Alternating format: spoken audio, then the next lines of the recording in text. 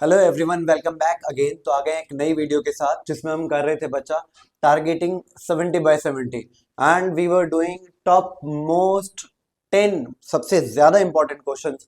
तो आ गए हम अमाइंस के साथ। अमाइंस का क्वेश्चन नंबर 1 डिस्कस करते हैं। क्वेश्चन नंबर 1 में कह रहा है बच्चा why reducing agent Fe over HCl is preferred to convert nitro group to amines. चलो पहले इसका आंसर देखते हैं।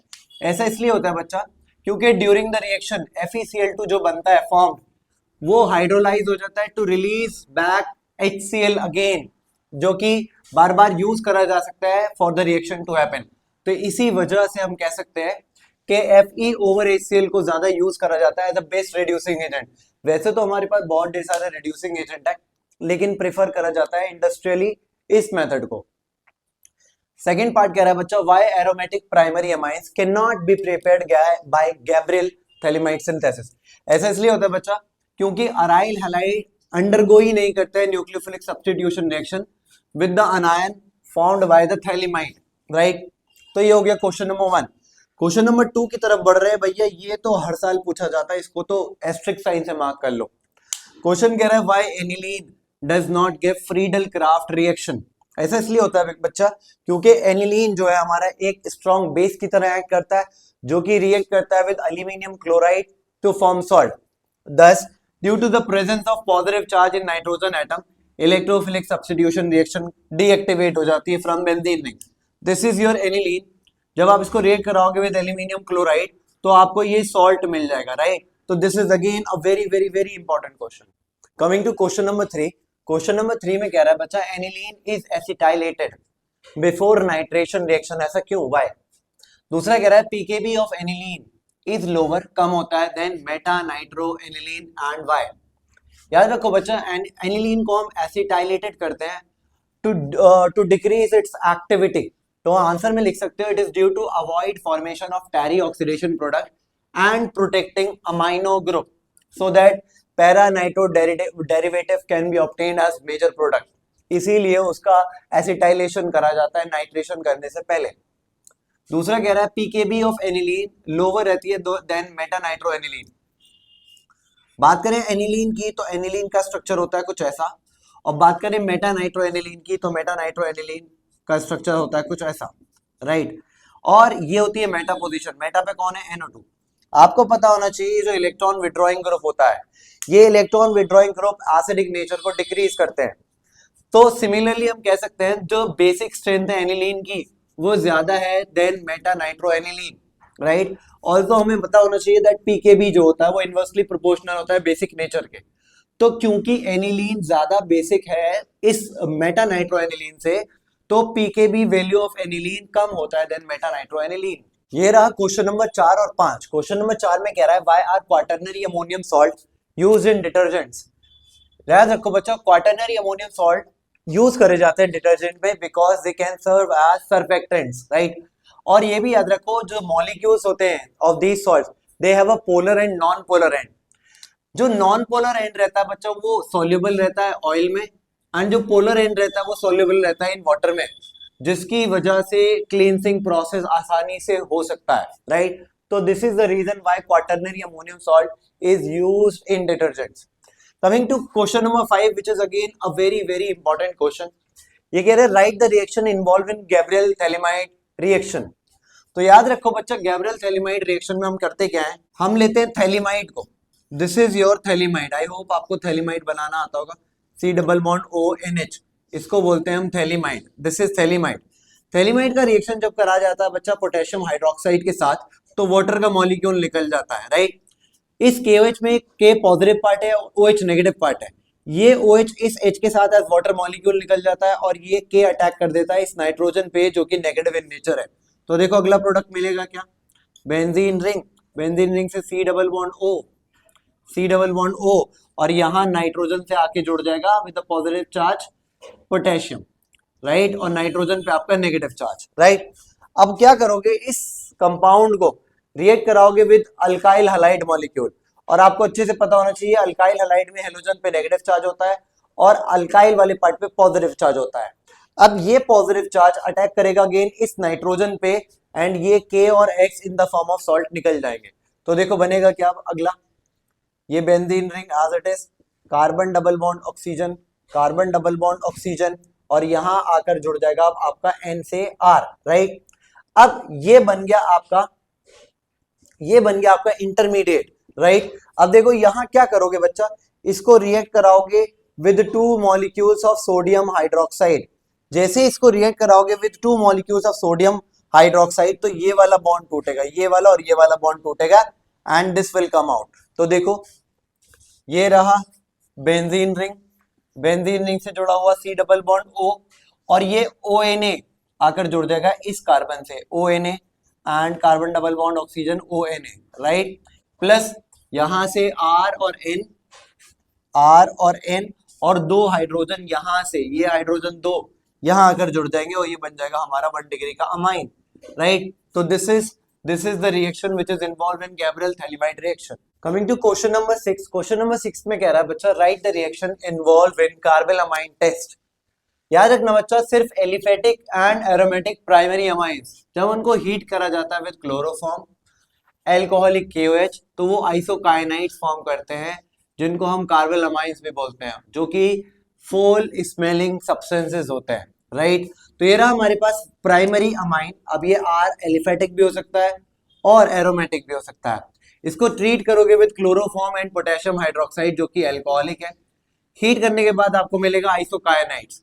तो ये कंफर्म करता है दैट जो आपने अमाइन इसके साथ रिएक्ट कराया है वो प्राइमरी एरोमेटिक है या फिर प्राइमरी एलिफेटिक है, क्योंकि सेकेंडरी और टर्शरी अमाइंस ये रिएक्शन शो नहीं करते, जिसको as a test for primary amines में हम यूज कर सकते हैं, और इस रिएक्शन को आइसोकाइनाइक टेस्ट भी बोला जाता है। क्वेश्चन नंबर 7 बहुत ही इंपॉर्टेंट और बहुत ही इजी क्वेश्चन में कह रहा है बच्चा primary amine A which is C2H7N react करता है विद अल्काइल हैलाइड जो कि C2H5I है to give secondary amine B। अब फिर B रिएक्ट करता है with this C6H5SO2Cl to give a solid C which is insoluble in alkali यानी कि बेस। कह रहा है आइडेंटिफाई करो A को, B को एंड C को। चलो सबसे पहले A को लिखने की कोशिश करते हैं with the help of formula. कितने कार्बन दे रखे हैं? 2 कार्बन दे रखे हैं। दोनों कार्बन को सिंगल बॉन्ड से कनेक्ट कर दो। एक नाइट्रोजन भी दे रखा है, नाइट्रोजन को एटलीस्ट सिंगल बॉन्ड से कनेक्ट होना ही पड़ेगा। अब देखो टोटल हाइड्रोजन कितने? 7। 3 तो इस पे लगेंगे, 2 इस पे लगेंगे, 3 और 2 5, तो ऑब्वियसली 2 इस पे लगेंगे नाइट्रोजन की वैलेंसी को सेटिस्फाई करते हुए। तो ये आ गया हमारा कंपाउंड A। ये तो ऐसे ही पता चल गया। अब इस कंपाउंड A को रिएक्ट कर रहे हैं विद अल्काइल हैलाइड जो कि है हमारा इथाइल आयोडाइड यानी कि C2H5I, राइट। चलो इसकी रिएक्शन कराते हैं to give a secondary amine B। यहां पर आपको सेकेंडरी अमाइन मिलेगा। अब देखो हमें पता है ये हेलोजन ज्यादा इलेक्ट्रोनेगेटिव होगा जिसकी वजह से इस पे पार्शियल पॉजिटिव चार्ज आ जाएगा। अब नाइट्रोजन पे प्रेजेंट लोन पेयर किस पे अटैक करेगा? इस कार्बन पे, तो ये वाला बॉन्ड टूट जाएगा। जैसे ये वाला बॉन्ड टूटेगा तो ये यहां आकर इससे कनेक्ट हो जाएगा। देखो ऐसे CH3 ये वाला as it is, then CH2 ये वाला एज इट इज, देन ये N, देन ये H2। अब याद रखना जैसे ही इसके साथ आके कनेक्ट करेगा तो वन ऑफ द हाइड्रोजन चला जाएगा इस I के साथ, तो यहाँ पे एक H बचा प्लस C2H5, राइट। ये बन गया आपका कंपाउंड B। अब आगे कह रहा है बच्चा कि B कंपाउंड रिएक्ट करता है with this C6H5SO2Cl to give a solid C। चलो रिएक्ट कराते हैं। सिमिलर उतार लेते हैं, CH3 single bond CH2 single bond NH single bond C2H5 इसकी रिएक्शन करा रहे हैं C6H5SO2Cl के साथ। आपकी कन्वीनियंसी के लिए इसको ओपन करके लिख रहा हूं बच्चा और फ्लिप करके लिख रहा हूं। C6H5 को उल्टा, then sulphur, then double bond oxygen, then Cl, right. अब देखो again the lone pair present on nitrogen attack करेगा इस सल्फर पे, राइट, क्योंकि ये इलेक्ट्रो पॉजिटिव होता है। हेलोजन ज्यादा इलेक्ट्रोनेगेटिव होता है सल्फर से, जिसकी वजह से ये पार्शियल नेगेटिव चार्ज अटेन कर लेगा और इस पे पॉजिटिव चार्ज छोड़ जाएगा। तो ये नाइट्रोजन अटैक करेगा इस सल्फर पे और जैसे ही इसके साथ बॉन्ड बनाएगा तो एक और हाइड्रोजन यहाँ से निकल जाएगा।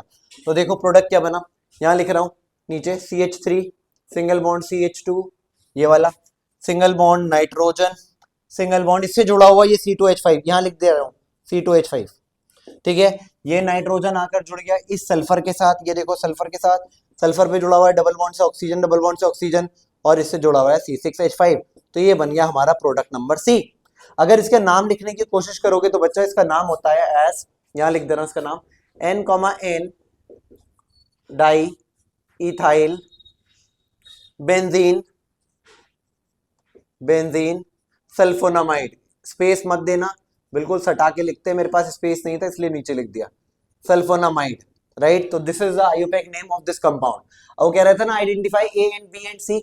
चलो ए को आइडेंटिफाई कर लिया था हमने एज, ए को आइडेंटिफाई कर लिया था एज दिस इथाइल अमाइन, तो ए इज इथाइल अमाइन, लास्ट में आंसर ऐसे ही लिख कर आना आपको। बी को आइडेंटिफाई करा था एज, बी क्या बना था बच्चा, एक इथाइल ग्रुप इधर, एक इथाइल ग्रुप इधर, तो ये हो गया था डाई, दो है ना, तो डाई इथाइल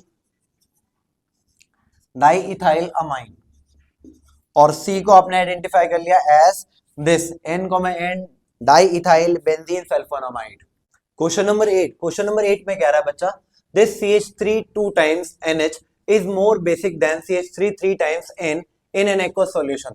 याद रखो ये दोनों ही बच्चा हमारे पास अमाइंस है, बस फर्क इतना है ये 2 डिग्री का अमाइन है और ये 3 डिग्री का अमाइन है।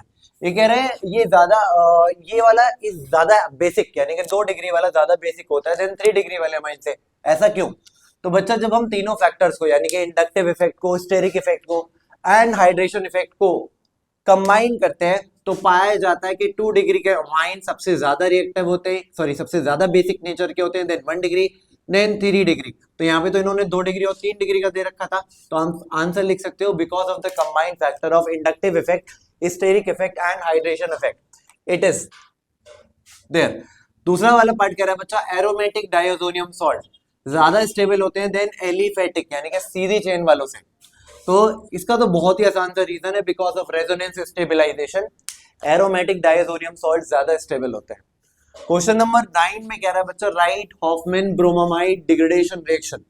याद रखो जब कभी भी हम अमाइड को रिएक्ट कराते हैं विद ब्रोमीन इन एक्वस और ethanolic solution of sodium hydroxide तो हमको प्राइमरी अमाइड देता है, और इसी रिएक्शन को हम बोलते हैं हॉफमैन ब्रोमामाइड डिग्रेडेशन रिएक्शन। ये देखो मैंने लिख भी रखा है, ये रहा हमारे पास अमाइड।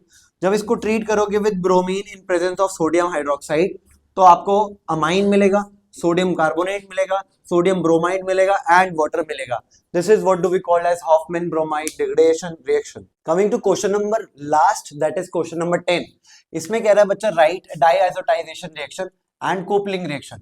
याद रखो बच्चा डाईआइसोटाइजेशन रिएक्शन में होता क्या है, हम लेते हैं एनिलीन, और सभी को पता है एनिलीन क्या होता है, बेंजीन रिंग के ऊपर NH2, और इसको ट्रीट करते हैं विद नाइट्रस एसिड। और नाइट्रस एसिड अगर बनाना चाहते हो तो NeNO2 प्लस HCl का मिक्सचर लेना पड़ेगा। याद रखो नाइट्रस एसिड का फॉर्मूला होता है HNO2 जो कि इसके मिक्सचर से प्रोड्यूस करा जाता है, और हम इसको रिएक्ट कराएंगे at a temperature of 0 to 5 degree Celsius. इसको केल्विन में भी लिख सकते हो, राइट। 273 से लेकर 278 केल्विन लिखना चाहो, अगर केल्विन में लिखना चाहोगे तो लिखोगे 273 से 278 केल्विन। तो देखो होगा क्या, यहां पर आपका बन जाएगा बेंजीन डाइअज़ोनियम क्लोराइड यानी कि N2Cl negative with the release of by product of NaCl and water, right. तो ये रही हमारी डाइआइसोटाइजेशन रिएक्शन। पढ़ लो language. Benzene diazonium chloride is prepared by the reaction of aniline with nitrous acid at 0 to 5 degree Celsius and this reaction is called as diazotization reaction.